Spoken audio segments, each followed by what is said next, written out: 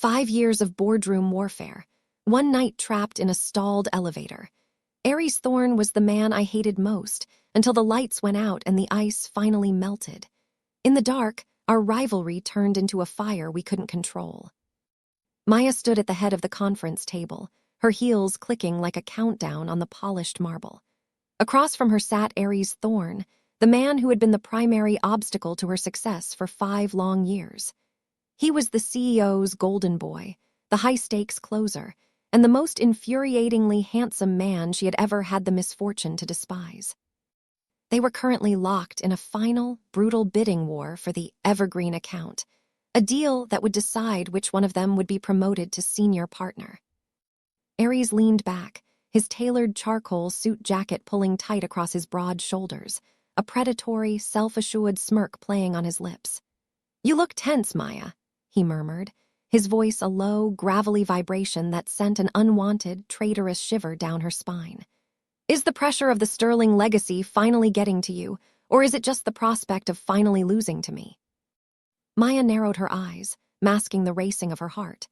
"The only thing getting to me, Aries, is the overwhelming smell of your arrogance. You think you can buy loyalty, but you lack the vision to actually inspire it." They had spent years trading sharp-tongued insults and stealing each other's clients, but the air today felt different, heavier, more pressurized. The final board meeting was scheduled for 8:00 p.m., and they were both working late into the rainy New York evening to perfect their pitches. The city lights reflected off the wet windows like neon jewels, and as Maya gathered her files to head down to the lobby for a quick coffee break, she didn't notice Aries following her. They entered the sleek, glass-walled elevator simultaneously, their shoulders brushing in a way that felt like an accidental spark. Neither of them spoke as the doors hissed shut. The silence was a physical weight, charged with years of unspoken competition and a hidden, dangerous chemistry that neither dared to acknowledge. The elevator moved with its usual silent efficiency, the floor numbers flickering on the digital display. Maya stared straight ahead, determined to ignore the man standing inches away. Aries, however, seemed to thrive on the proximity. He shifted his weight, his sleeve grazing her arm, and the scent of his cologne, sandalwood and expensive rain, seemed to fill the small space, making it harder for her to breathe. "I heard your secondary bid was low on the environmental impact figures," he said, breaking the silence with a voice that was far too casual. Maya scoffed, her knuckles whitening as she gripped her tablet. "If you spent half as much time on your own research as you do on spying on mine, you might actually be a challenge, Aries." Suddenly, the world tilted. A violent jolt shook the car, followed by a sickening screech of metal grinding against metal. Maya gasped, her balance failing as she was thrown forward. Aries reacted instantly, his strong hands catching her by the waist and pulling her back into his chest. Then, the lights flickered twice and died, plunging them into absolute, terrifying darkness. The elevator didn't just stop, it felt dead. The silence that followed was deafening, broken only by the sound of their ragged, synchronized breathing. "It's just a power surge," Aries muttered, though his grip on her waist didn't loosen. "The storm outside must have hit a transformer. The backup generators will kick in any second." But 5 seconds passed, 10, then 30. The emergency lights didn't flicker on, and the cooling system remained silent. They were trapped between the 42nd and 43rd floors, suspended in a dark, steel box with nothing but the heat of each other's bodies to remind them they weren't alone in the void. The minutes stretched into an hour, and the air inside the small car began to grow thin and warm. The polished marble floor was cold, but the atmosphere was thick with the humidity of their shared space. Maya sat in the corner, her legs pulled to her chest, her emerald silk blouse sticking to her skin. Aries was packing the small area, a restless predator in a gilded cage. "Stop packing," Maya snapped, her voice trembling more than she wanted it to. "You're using up the oxygen." Aries stopped, leaning his back against the opposite wall. In the dim glow of his dying phone screen, his features were cast in deep, harsh shadows. "I'm trying to find a signal, Maya, unless you'd prefer we just sit here and wait for the morning shift to find our corpses." "Don't be dramatic," she whispered, though the fear was a cold knot in her stomach. She had always hated small spaces, and the absolute darkness was beginning to feel like it was pressing in on her. I hate this. I hate being trapped. Ares's tone softened, losing the sharp, competitive edge he'd used for years.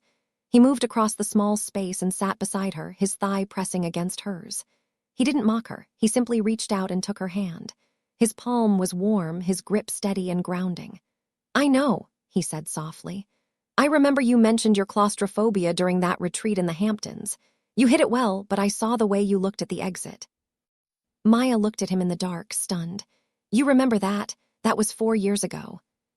I remember everything about you, Maya, he confessed, his voice dropping to a low, intimate vibration. I had to. You're the only person who has ever actually kept me on my toes. Every bid, every move I made. It was all because I was trying to get you to notice me, even if it was through hatred. The admission hung in the air, shifting the reality of their rivalry. Maya felt the walls of her own heart beginning to crack. For 5 years, she had viewed him as a villain, a barrier to her dreams. But here, in the dark, he was just a man who saw her more clearly than anyone else. The heat between them was no longer just about the stalled ventilation.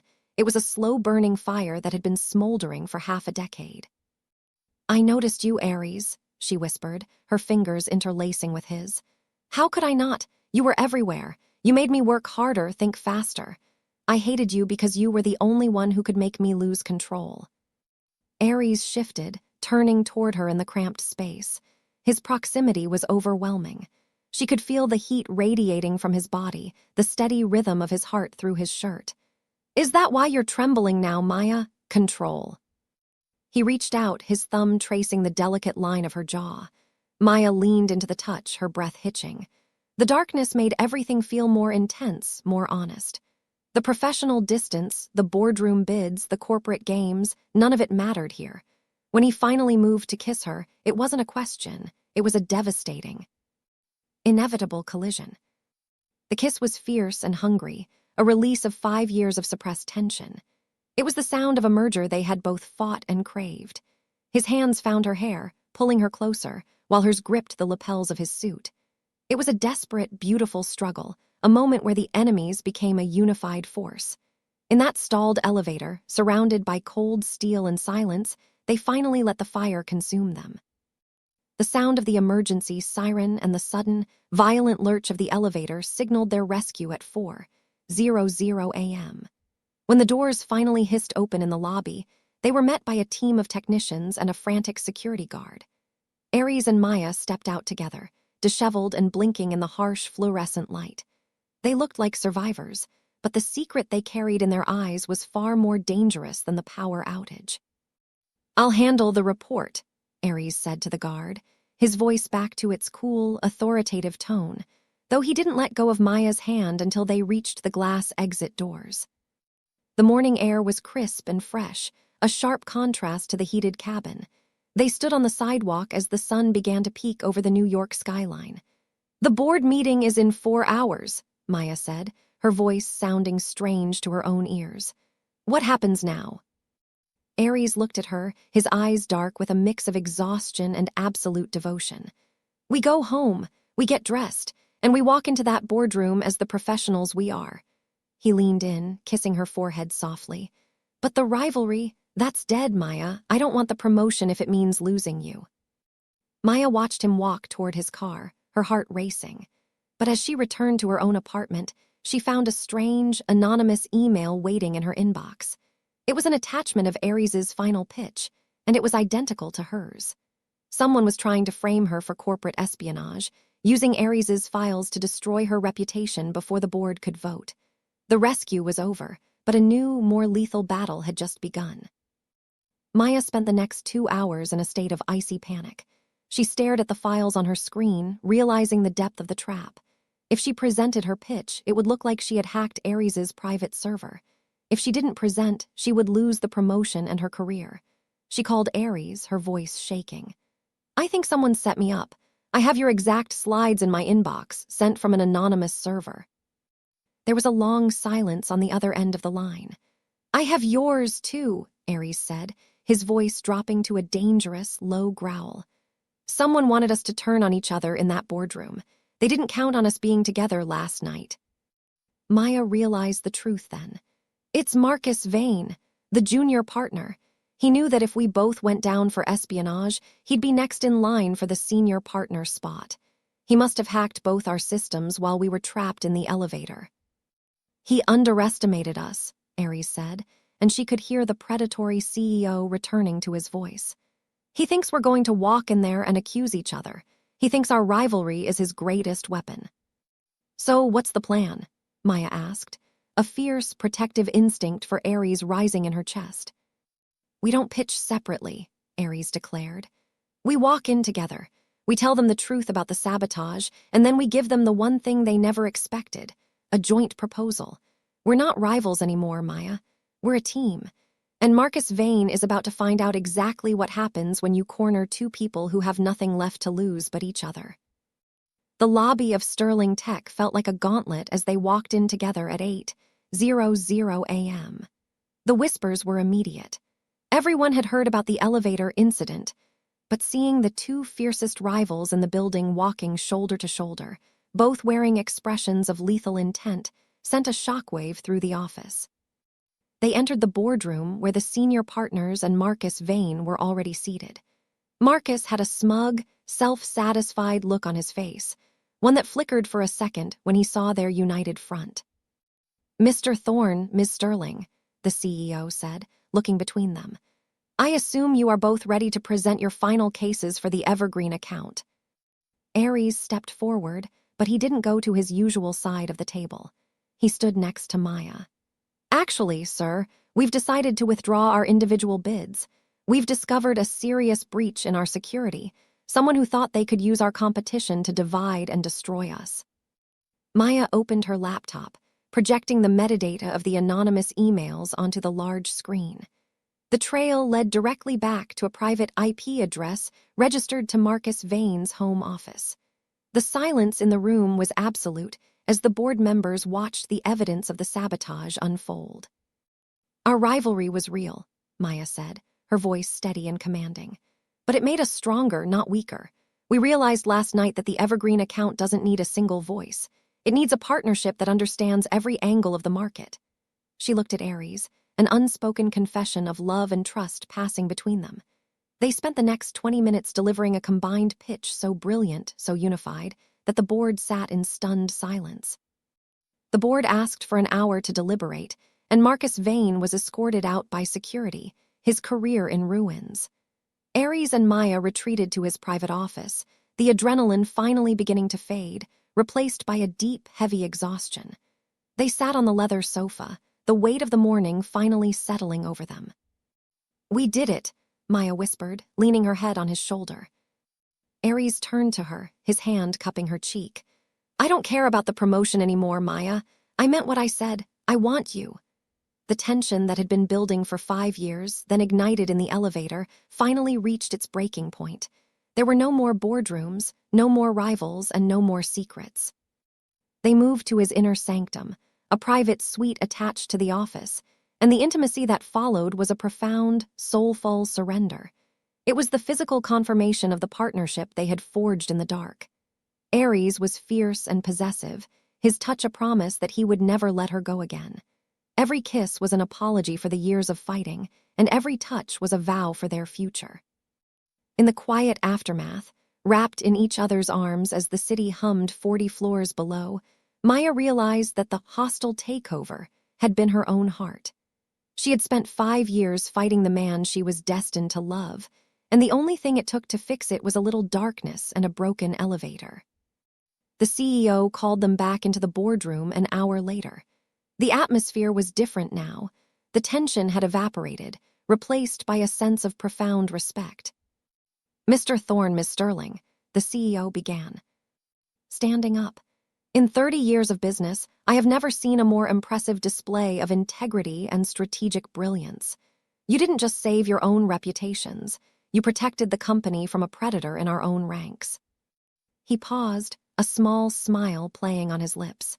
The board has decided that it is impossible to choose between you. Therefore, we are creating a new position.